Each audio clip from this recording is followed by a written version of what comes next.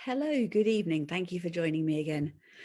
I wonder if you've ever had the experience of not knowing what to say and so avoiding saying anything at all.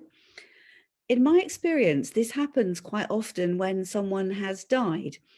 We see someone who's been affected by the death and we don't know what to say. So we quietly disappear without saying anything at all.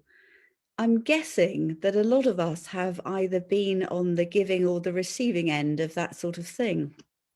Well, doing the thought for the day this evening has been a bit like that for me because today is Holocaust Memorial Day. It's the day when around the world people remember the deaths of 6 million Jews and many others, including gypsies, people that we would now call LGBT, people with disabilities, people from particular countries, and so many others that held to religious and worldviews that the Nazis wanted to exterminate.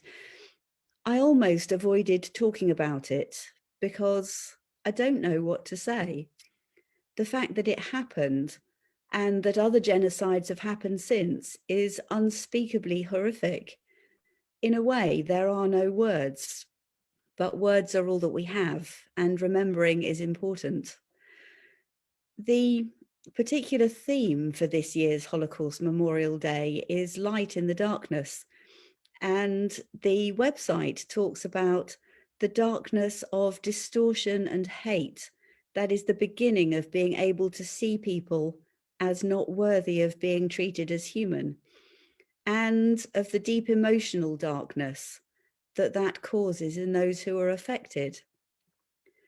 But then it goes on to talk about light during the darkness, and it talks about the light of those who resisted what was going on, the light of those who rescued or tried to rescue others, and the bravery that showed their light in the darkness. It talks about people lighting the way with kindness and shining light into the darkness. I don't know if you've ever lit a candle in an extremely dark room, but if you have, you will know that it doesn't take a very big light to make a lot of difference.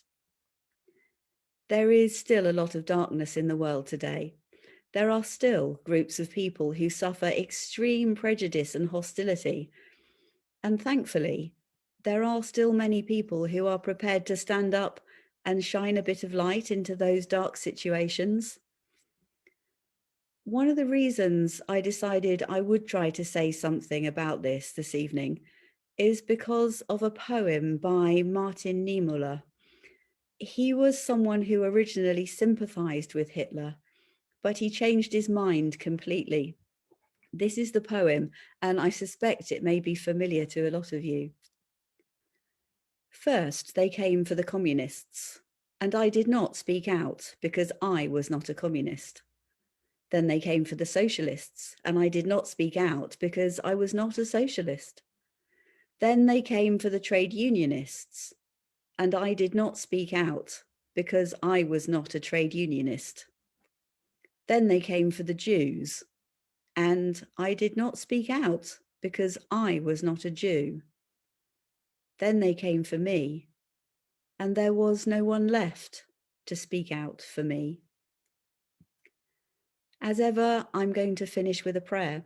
And as ever, if you would like to make it yours, feel free to stick an amen in the comments at the end of the post. God of justice and mercy, help us to speak out against the darkness of this world, even when we are not really sure what to say. Amen. Thank you for joining me. See you again tomorrow, I hope. Bye for now.